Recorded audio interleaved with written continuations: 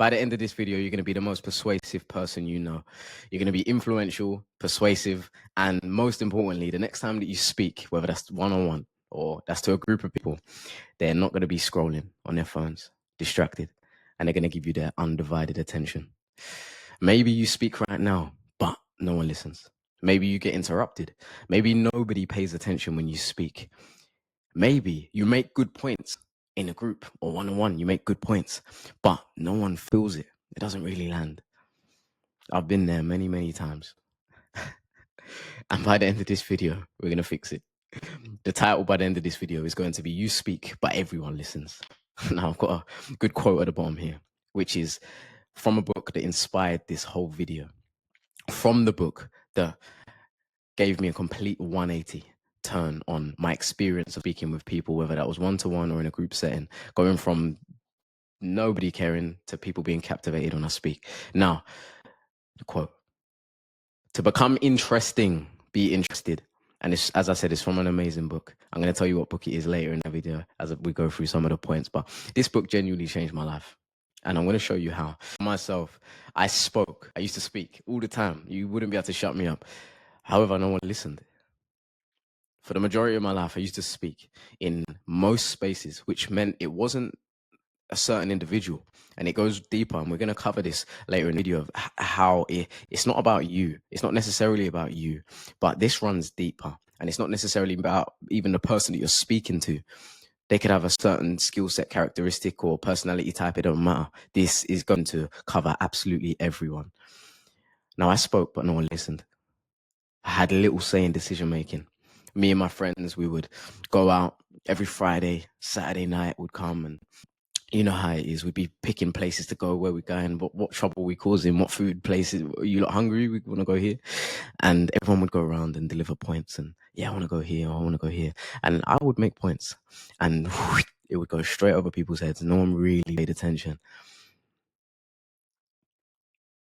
And ultimately, all of this led to me feeling unimportant. Now, you may be experiencing this. You may be in a moment right now where you're starting to think about times where you've been in a conversation or you've been with your friends, family, business partner, work. It doesn't matter where it is, but you've been in a space and not felt like your points are important. Not feel like you have influence or decision-making power in that room. And feel like ultimately that when you speak, no one's really listening. Now, we're going to change that.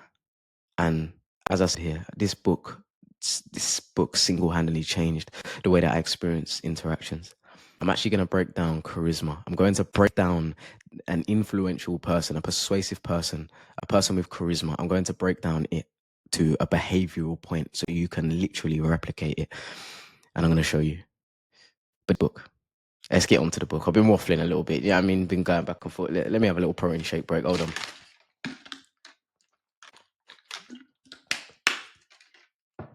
Don't get pistachio flavor. It's not the best, but win and influence people. Now, as you can see, I've shortened it a little bit. It's How to Win Friends and Influence People by Dale Carnegie. However, that don't fit on the title, so I've shortened it for you. Win and influence people. Now, what does this mean? It means to command respect effortlessly. Any room you walk into, you'll command respect. The next one is to influence any room you walk into. Once you have got the respect, then comes the influence. These are like a domino effect. They happen all together or one after the other. And then the last one is you'll build deeper connections that will make your voice matter.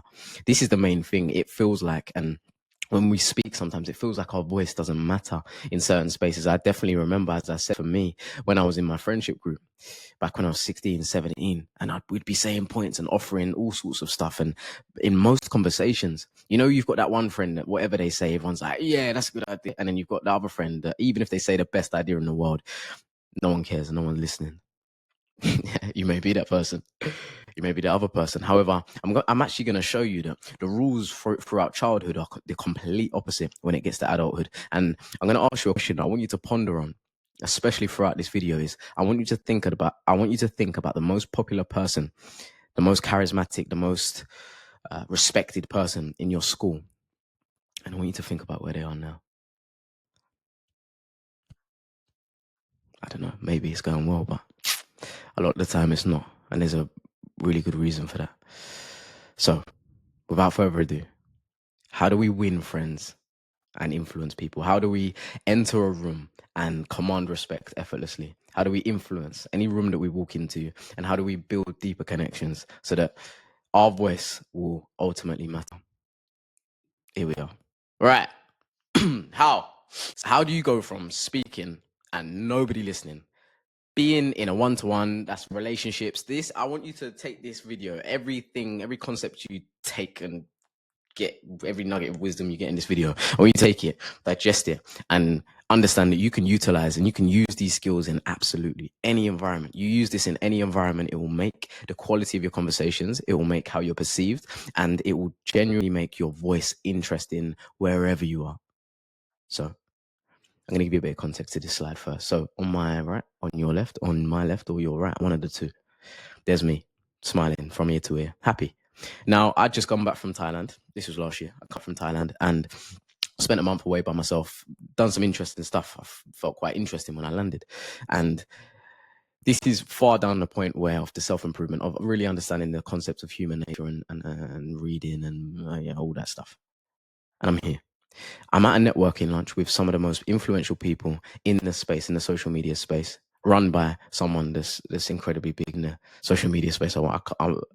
I don't think I'm allowed to say, but I'm there. And it was an amazing experience. We had steak. But more to the point, I remember there was a specific moment at this meeting, at this networking, right? And I'm in a room full of quite interesting people. So I'll be honest, I walked in there and I was like, look, I know that I've got a bit of influence or whatever here and there, you know what I mean? In my friendship groups and all that stuff. Cool, great. But I felt here, I was like, is that going to work here? And it blew my mind. At the end of the dinner, I'm standing there and I'm speaking about Jesus. Now, it was Jesus that brought him there, weren't me. I'm speaking about Jesus and we're having a conversation about God. We're having a conversation about our beliefs. We're having a conversation about how bad things happen to men, and we use like revenge, the spirit of revenge, to try to get back at the world. However, we should use the spirit of love. But that's another video.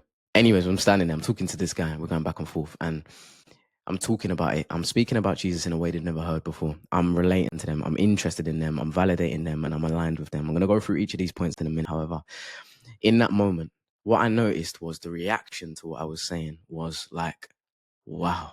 Like, hadn't heard it before, but it's not that they hadn't heard it before. They felt heard for the first time. They felt like somebody was genuinely interested in. And as we were speaking a little bit more, I noticed that another person gathered, and then another person gathered, and then another person gathered. And by 5 minutes in this conversation, there's 6 people around me, all eyes on me, going like this. Yeah, listening. Like, and I had a moment where I was like, whoa.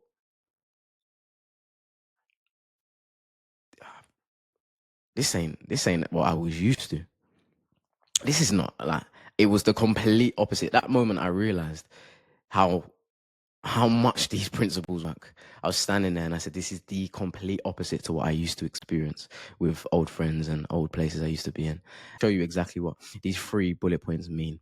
And it's going to blow your mind when you sort of because you put 2 and 2 together. It makes a lot of sense when we really look into it. So first of all, how do we become influential, persuasive, and stop people scrolling on Instagram whilst we're speaking? First of all, is interest before expression. Interest before expression. Now, what's the first thing people do when they start speaking to you? The weather, the football. They just start expressing stuff about them, me. You're going to notice a pattern here, and humans are intrinsically selfish. Understand this and keep this in your mind as we go through this. Humans are intrinsically selfish.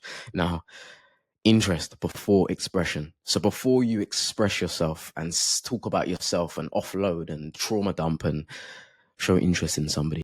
Hey, bro, how you doing? Or at the gym or whatever. This is something that I practice quite regularly. Hey, bro, how you doing? Oh, did you just train? Yeah, I just trained. Oh, bro, how was it? What did you just train?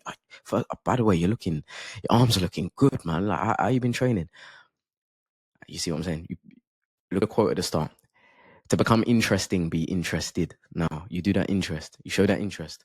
Now, what happens is that person will then express their point of view, but they will you'll make them feel so good that they will now want to hear from you.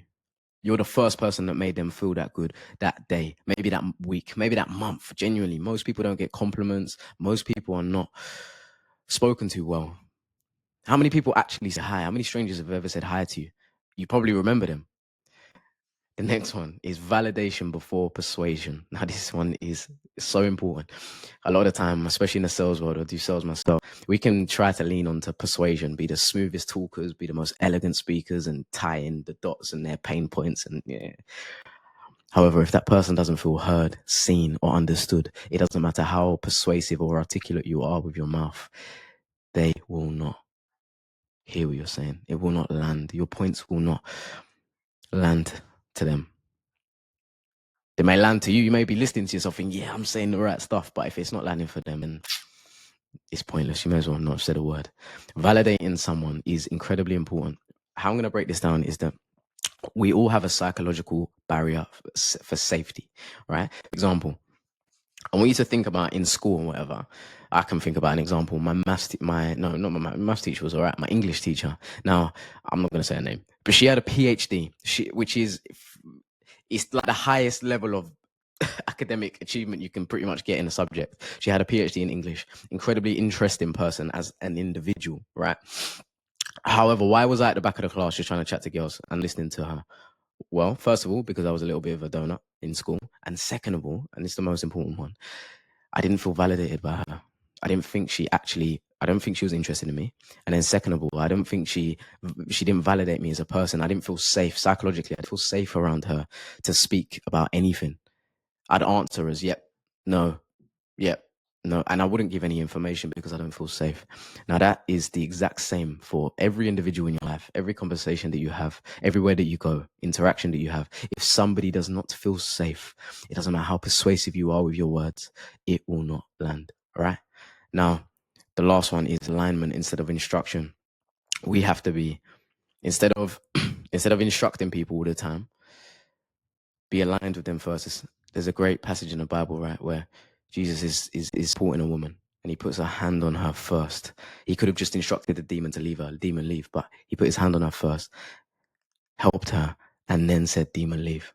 He lowered himself down to her point, put his hand on her, said, demon leave, and then it left. He aligned himself with her first. He felt her pain first. He connected with her first. Interest, validation, and alignment, they all work as a domino effect. If you can do that, make somebody feel that way, then the doors will open. There's a quote at the bottom and it says, you can catch more flies with honey. The rest of the quote is than with vinegar. But you can catch more flies with honey than anything else. But yeah, guys, I'll see you in a bit.